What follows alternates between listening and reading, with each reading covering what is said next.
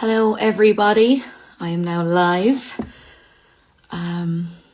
Wait for a few people to join there. So this week, as you all know, is our virtual careers week. We're day 3. So today we're going to be joined by ANZ UK, who are going to tell us a bit more about what they do.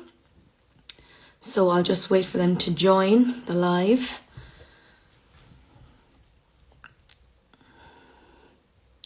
I don't know, people might have missed out there what I was saying, but today is Wednesday, so it's the 3rd day of our virtual careers week.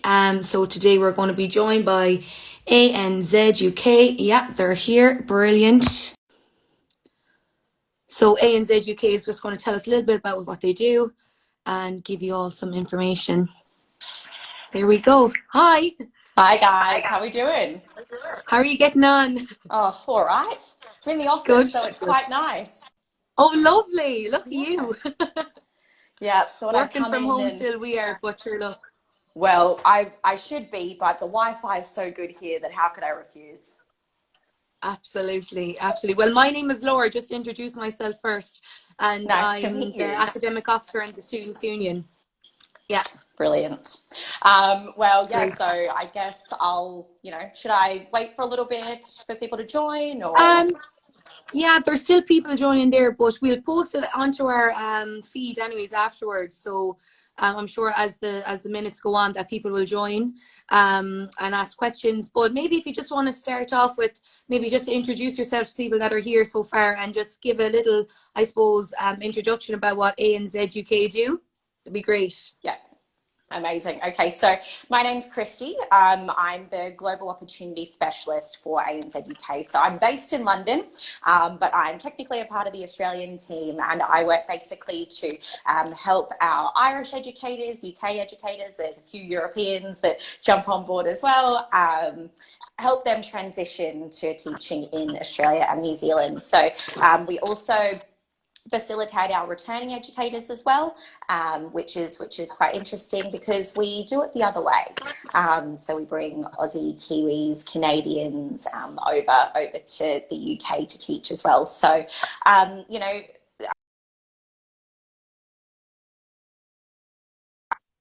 don't know. Are you still with us, Kristy? I don't know. Is it my internet or? Well, I can hear you.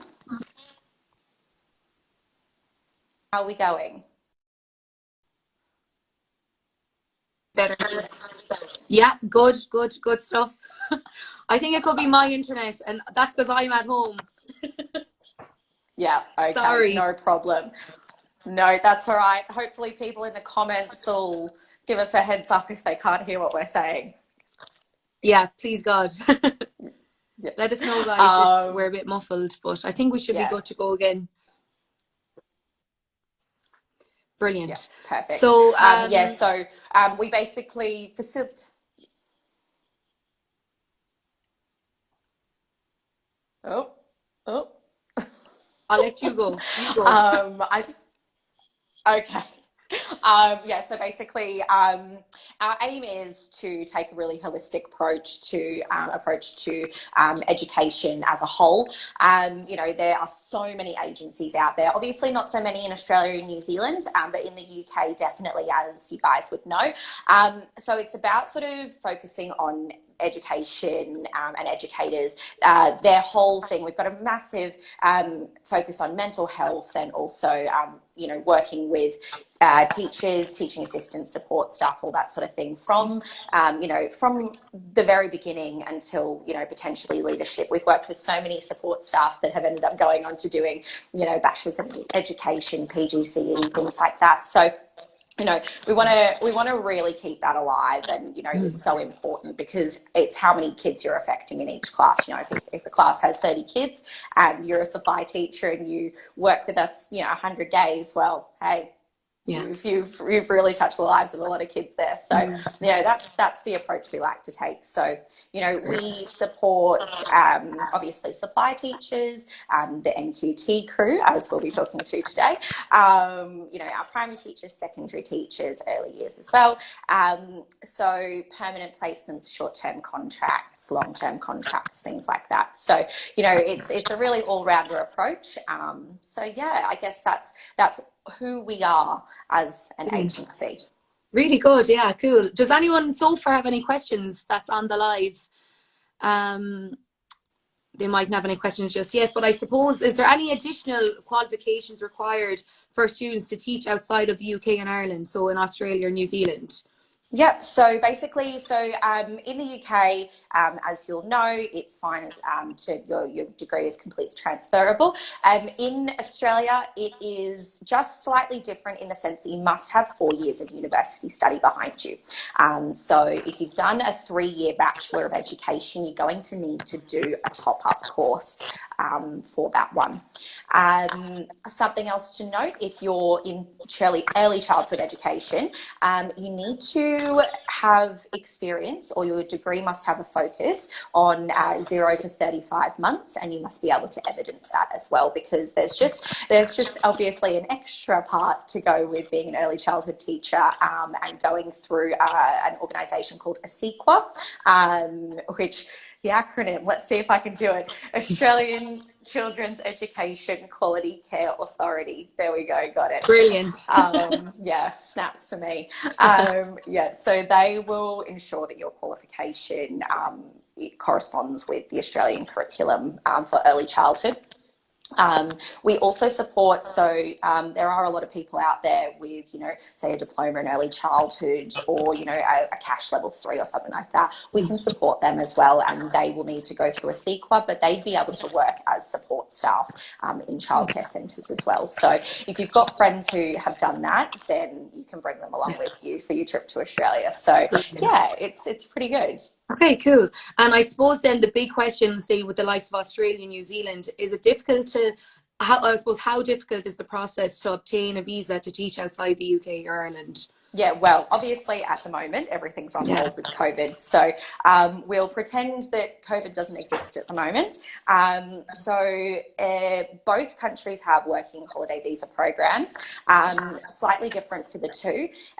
With Australia, so you can, for the Irish, if you've got an Irish passport, you're actually quite lucky.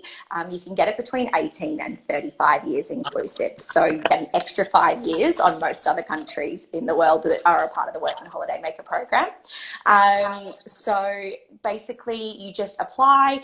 It's quite easy. You'll just need to show proof that you have, valid passport, onward journey ticket, things like that. But also that you've got about 5,000 Australian dollars in savings in your bank accounts. That's just by bank statements and things like that. Okay. It can be processed in anywhere between 2 weeks and 3 months, depending on, the demand at the time. So yeah, it's a really easy process. Yeah, brilliant. That sounds good. And I suppose, does ANZ UK help students process that visa application, or are they to do it on their own? Just that might be a question that students might have. Yeah, so we can definitely offer guidance on that sort of thing. We can't offer advice, obviously, because we're not trained migration professionals. So we would generally, if there's anything quite niggly or you're a bit nervous about that sort of thing, we'd pass you on to our affiliates, Visa Go Australia. So we've worked with Darren and the team there for a little while. We did a webinar recently as well. So if any of your guys want the link to that, it's all around visas and COVID and whatnot. I can definitely send links to that. But for the most part, we'd say you can probably do it on your own. It's a pretty easy process, but we can definitely talk you through it on a guidance point of view. Yeah, I get you. I'm with you. Yeah. I suppose then, could you explain maybe a little bit more about the assistance your company provides with, say, relocation? So is it possible for students to pick and choose where they want to go? Say if it was Australia they wanted to go, can they choose what area they're in? Yep, absolutely. For ANZ UK, obviously, we've got quite a lot of offices around Australia. So our main presence is in Victoria. So that would be, we've got 3 offices now in Melbourne, and then we've also got one in Geelong, which is just outside of Melbourne. Plus then we also, we branch out around like sort of further into Victoria as well, with a lot of supply work or CRT, casual relief teaching. You'll hear that term thrown around a lot. So that's where the bulk of the work will be, and especially for those working holiday visa holders where they can't work for an employer for longer than 6 months at a time. But if they're a supply teacher, full 12 months, easy as. You know, they're exempt from any of those work limits. Then we've got an office in Sydney as well, lots of CRT work there. Our Brisbane office, unfortunately, we aren't able to help for CRT there, only because Queensland have their own supply pool called Tracer. We can obviously help you with all the information on that as well. Like we're here to help regardless, but they've got their own system going on there, so we don't want to mess with that. And then we help in Perth as well. We've got CRT work in Perth. Oh, brilliant. So there's loads of opportunity there and loads of kind of different, I suppose, places that students can go to. That's great. Does anyone have any questions so far? I don't know, people might be shy as well. That's all right. They can always message me later. Yeah, exactly. So maybe from your behalf, would you give any advice to students? So what would be your, I suppose, one tip of advice of students thinking of teaching abroad or in the UK, whether it be UK, Australia or New Zealand? Apart from just do it, because it's awesome. Like we've got so many like videos of, because our Canadians all love being on video as well. We've got heaps of our Canadian guys that have gone across and taught in Australia that literally like, they're like, take me back. Like it's the best experience I've ever had. Same as New Zealand. Like they're just amazing places. But what I would say is do your research. Ask all the right questions of like, you know, go on Facebook forums, like, you know, do all that sort of stuff, because there is no better advice that you can get than from your peers and people who've done it in your place before. But that is kind of the pro of going through ANZ UK, is we've all done it before as well. As you can probably tell, I'm not from the UK, I am Australian, you know, so I've done the relocation thing the other way, and, you know, and so many guys in the office, I've done the same thing. You know, in the London office, we've got Aussies, Kiwis, Brits, obviously, we've got Canadians, we've got Americans, you know, we've got all sorts.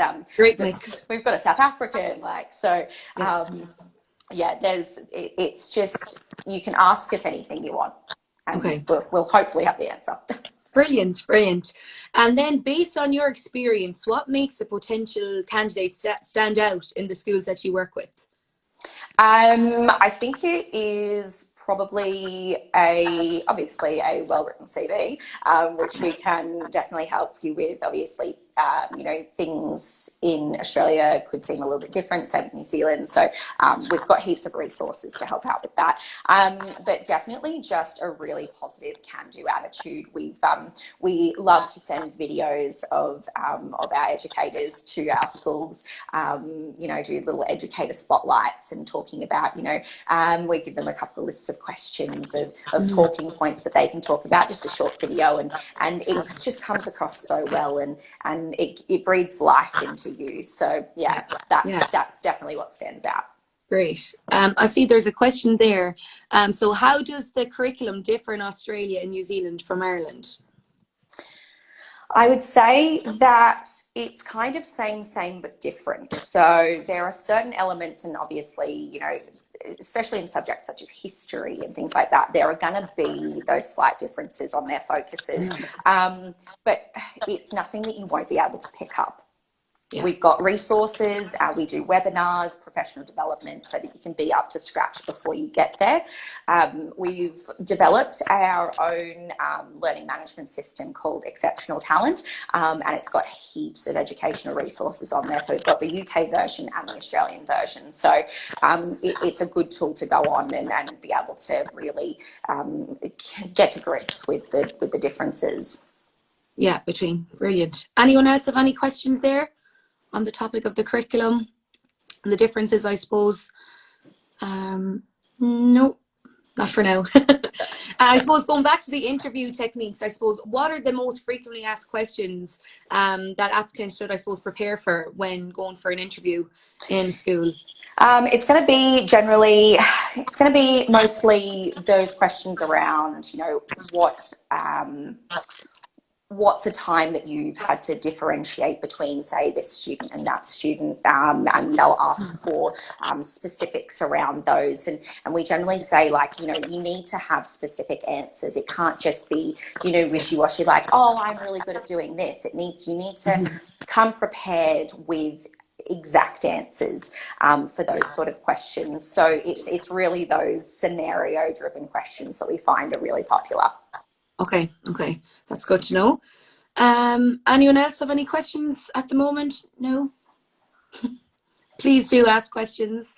I suppose maybe one question that people might be afraid to ask, and I suppose it's kind of not a touchy subject, but I suppose what everyone wants to know is the pay, you know, what they're going to get paid. What's usually the, you know, that's a big incentive for people, you know, what's the pay what's the pay like? And does it differ, I suppose, in the UK, New Zealand and Australia? So if you can talk to us a little bit about that, be great. Yeah.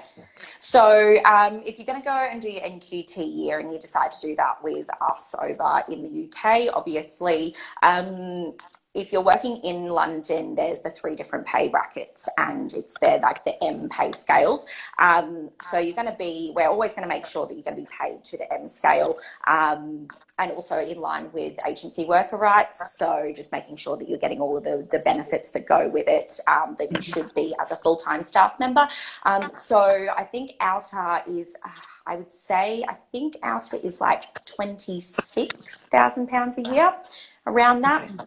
And then if you're in inner London, then it's more like 32,000 a year, obviously in line with the differences in rent and cost of living. Then obviously supply work, if you're going to do that, then we have daily rates, obviously, and that's dependent on your sort of the way you interviewed, things like that. So there'll be slight differences there, but it's usually, you know, slightly less per day than what you'd be getting as a full-time teacher. So it kind of works out that way. But in Australia, it's slightly different. So you actually get paid a little bit more per day than if you were a full-time teacher. Just obviously, it's like casual loading almost, like, you know, because you're a casual worker. So I've written down quickly what the pay rates are, because I was like, people are going to want to know pay. And Australia, as I'm sure people have heard, each state has its own rules and its own pay brackets and things like that. So Victoria is $330 per day is the starting rate. Sydney, is that for is that for a newly qualified teacher? Any teacher. Any teacher, okay. Teacher, okay. So it depends. So in New South Wales, it will be dependent on the school. In Victoria or Queensland, it's dependent on experience. But generally, if you're an overseas qualified teacher, more than likely, it's going to be that your starting rate per day is going to be around these figures. And then Perth is different, so they do it per hour, so $38 per hour, and Brisbane you're going to be getting $390 a day. So it does differ. But yeah, obviously, if once you decide where you want to go, then obviously we can give you some more specifics and sort of take you through everything to do with that. Yeah, cool, very good. That's amazing. In Australia, I suppose I think people have a dream to travel to Australia. I mean, the weather, just the experience, like to try get abroad, and especially students from MISU who have their teaching degrees. I think it'd be a really cool place for them to go, and the pay doesn't seem too bad either. It seems quite good. Oh yeah. Yeah. And it's good as well. It's good as well because, you know, there are opportunities to maximize your earnings during the time. So with Australia and New Zealand, the school year runs alongside the calendar, obviously in line with summer holidays being over Christmas. So we find that terms 2 and 3 are the busiest for supply work, and we can make sure that they're on ambassador contracts and things like that, so that they've got guaranteed supply work. If they don't get sent out to a school, they still get paid. So, you know, maximising their earnings that way. If they want to stay for subsequent years on their visa and need to do their farm work, you know, thinking, okay, I can be away then during term 4 and term 1, get all my farm work done, stay for my second year, and you've not wasted any time or any potential earnings during those busier terms. Okay, interesting, yeah. And I suppose there's students in MISU as well who may have done I suppose, 4 years of an arts degree. So they might have done two subjects, qualified two subjects, and they might have had done TEFL, teaching as a foreign language. Would that kind of demand be over in Australia, or would you work with students, I suppose, that aren't qualified teachers, but have, I suppose, the experience of, you know, teaching English as a foreign language? And I know, obviously, in Australia, you know, English is the first language, but is there, I suppose, is there any way that you can facilitate them students, or do they have to have a degree teaching? So we do work with teaching assistants, obviously. Yeah. In terms of like TEFL, we as an agency don't really facilitate placements of that type, but you can definitely find work. And if you do have a TEFL certificate, it's a really great way of, I guess, earning extra money whilst you're there. There will be colleges and things like that that do that. But we work with teaching assistants and support staff in our centres. And basically, the only requirements that we have is obviously an amazing attitude, but also having had some experience teaching, working with students with special needs or additional learning needs, which quite often they might have working with, you know, other languages than English. So, you know, there will be additional learning needs there as well. So, you know, it could be a perfect pathway. Brilliant. Yeah, really cool. Does anyone have any questions? Anyone that's on? No, I don't see any more coming in. But no, that's great. That's great information. It sounds so exciting to be able to go to Australia or New Zealand, and you know, the UK is great as well, but like to actually go halfway across the world, especially for Irish students. I know there's a lot of Irish out in Sydney and the likes already. So I say the community out there is quite good. Someone just said, can I watch this again later? You can. It'll be up later, but you mightn't have the chance to ask questions later. We just have it recorded and up. So if you have any questions, please do ask them, because it's great to have the opportunity, because unfortunately we should be on campus, but we can't be on campus, and we'd usually have a rep from your company in Mary, but unfortunately we just have to move things online. So another question there: will teaching in Australia or New Zealand count towards DRIHD? So HDIP. So if a student decides to go to Australia after being qualified, after the 4 years in college, will that, working in Australia, will that cover them for their HDIP, or the DRIHD as it's now called?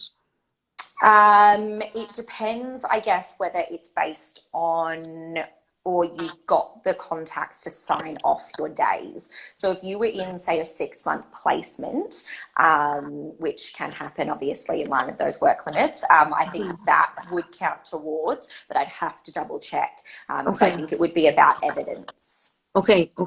So I suppose if students have any questions in regards to DRIHD, maybe to contact yourself or one of your reps directly, so we can, you know, have the exact information. Perfect. Because I know that's a big thing for just students after qualifying, that they have to do their DRIHD.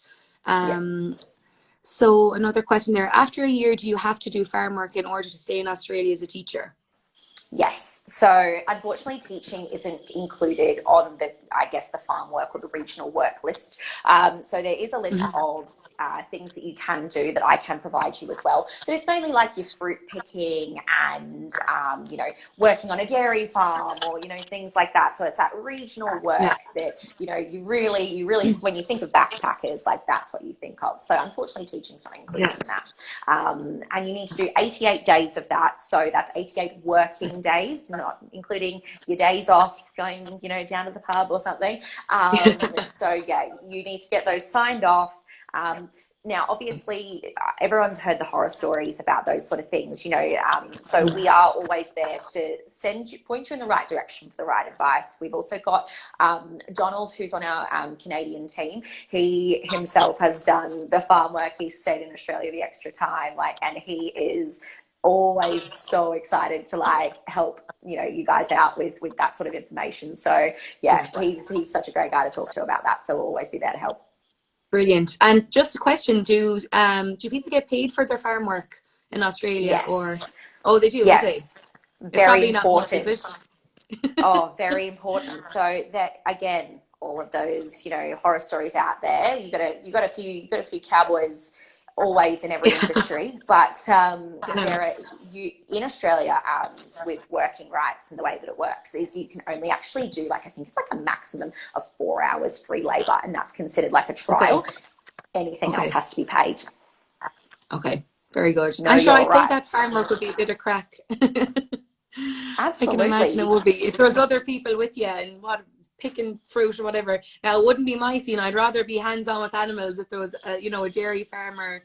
I think it'd be great fun, to be honest. Yeah, absolutely. And you meet so many cool people, and it's awesome. Yeah, it sounds great. It sounds like right up my street anyways. And another question, and is the year the max you can stay before you have to complete the farm work? Yes, so you have to do it within the year. So that 88 days farm work, and that's why we say if your time allows, do that 88 days at the beginning. You don't have to do it all together at once, but if you can get at least most of it done at the beginning and then a bit more later or something like that, whatever works for you. But then you know that you're set for your second year. And then if you want the third year, then again you have to do another 88 days on top of that. But you can apply. You can apply for 2 subsequent visas after the first one. But yeah, it's 12 months, and then you're out if you haven't done it. Yeah. And I was just going to say, and if you're only planning, I suppose, staying in Australia for 12 months, do you have to do the farm work? No, you just do your 12 months, doing your travel, doing your teaching, and then you can come back to Ireland. I say not many people do that. I say they get the bug when they're over there and they're like, get me to that farm. Oh, yes. And, there's some farm work that's sort of near beaches and things like that. Yeah. So, yeah. Class. Another question there. What's the social life like in Australia? Awesome. Especially at the moment, everything's open. I know. I have friends over there at the moment. And I'm like, gee, Max, I'd love to be over there.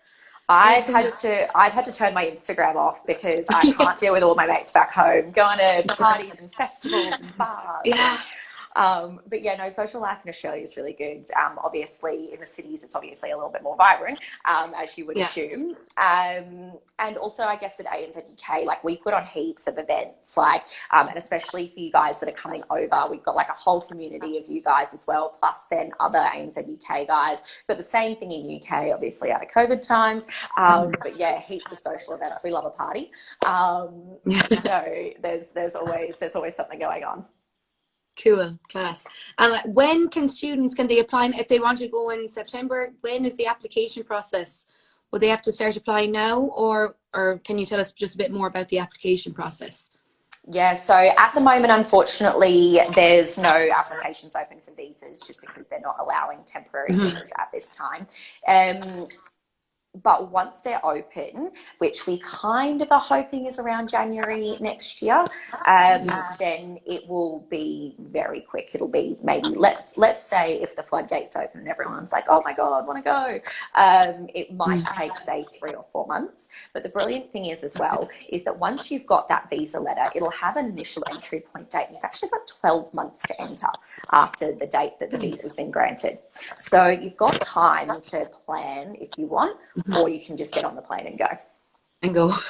I think a lot of these people, if they are planning on going, once they get the approval, they'll be like, goodbye, I'm gone, get me out of here.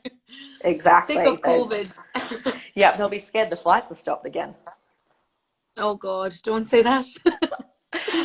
But with us, the registration process is really simple. So we can even start organising, we can have everything that you need organised before you go. So each state in Australia has a different registration board. So obviously, because if we're talking about supply teaching, the bulk of our supply is in Victoria and New South Wales. So Victoria is Victorian Institute of Teaching. It can be done. Most guys generally do it about 3 months before they go, because they send you a physical card. So you've got to give it time by snail mail to come over from the other side of the world. So get that all done. You can upload all your documents online. It's super easy. And we help you through the process with that. We've got heaps of resources, top tips, most made mistakes, all that sort of stuff. Brilliant. All the ID documents, because of course, with the Australian government, they have to talk a lot of jargon around ID documents, commencement documents, things like that. So we break it all down for you and make it a lot more simple to understand. So that's Victoria. then you're ready to teach as soon as you jump off the plane, and you've got your registration done through us. You meet one of the guys from the office, depending on where you think you'll live. So obviously Melbourne's all broken up into areas and whatnot. So it's just, so you'll have your own dedicated consultant. And then with New South Wales, it is the New South Wales Education Standards Authority, so NESA. That one, unfortunately, you can't do until you get there. You need a New South Wales address, and you need to go to one of their centres to be able to actually show physical ID for your working with children check. And then you can do the application process. So you need the working with children check first, and then you can apply for NESA. But after you get all of that in process, again, upload all your docs online, and then it takes, say, 4 weeks to come back. But we recently did a webinar as well on teaching registrations in Australia and New Zealand. So again, give me your details, anybody who wants them. I can send you the recording on that. It was myself, my colleague Camille, who's based in Melbourne, and a Welsh educator turned consultant when she couldn't get to Australia, who she jumped on with with us as well, because she did the IT process and with the New Zealand Teaching Council. So she's great. Brilliant. Yeah, great. There's another question just in there about what form does an interview for a school normally take? So in Australia, it can vary, obviously with COVID times as well. Some of them have been sort of virtual interviews. And as well, if you were to be going on a visa that wasn't a working holiday visa, say you were going on a skilled visa, you could potentially be doing interviews from Ireland via Teams, Zoom, Skype, whatnot. But most of them will take place in classroom, teaching a class, sort of, like a mock lesson, something like that. And then obviously sit down, face-to-face interview with senior leadership. Yeah. Very good. Very good. Does anyone else have any questions? No, there doesn't seem to be any more coming in there, but all of that information is great. That's a really good overview of, I suppose, what you do. I don't know, is there anything else you want to, any other information that I suppose that you might get from students that you'd like to cover in this session today that we haven't already talked about? I guess it's just, there's just so much information. But I guess, I literally have 1,000,001 resources for everyone. So, and everything from teaching registrations to life admin, where to live, how do I rent, just all those bits and pieces like that, applying for a tax file number, just all those bits and pieces that you want to know. Like, I've got all those resources to hand. So, anything that they want to know, obviously just get in contact with me, and I can send that through to them. But then obviously for the UK as well, if you do fancy, if you can't get to Australia and you do fancy a change of scenery, like obviously in UK we work Greater London, Surrey, Bristol, and all of southwest England and Wales. So we've got heaps of, if you don't want to be in London and be, big city life, Bristol, I don't know if you guys have been to Bristol, but it's awesome. So yeah, like heaps of stuff to do there. And, the team there's really, really great. And they've been in the biz for a while. So they're especially good with NQTs. Brilliant. Brilliant. That's good. Yeah, good to know. Good to know. But I think that's all from me, unless anyone else has any other questions that they want to ask before we end the live. But like I said, we'll be posting this up on our feed, and I suppose students can get in contact with you directly, or to any of your reps if they have any other questions. And I suppose that one about the DRIHD is one that probably will be asked quite a lot, and I suppose it's a big concern for students who have just finished. So I'm sure you'll get a good few of those. But other than that, I think we can leave it there. Yeah. Brilliant stuff. Amazing. And in terms of me giving the guys my email address, shall I pop it in the comments, or what would you like? If you want to pop it in the comments there, if there's anyone online now that wants to take it, and we can upload it anyways underneath our post here.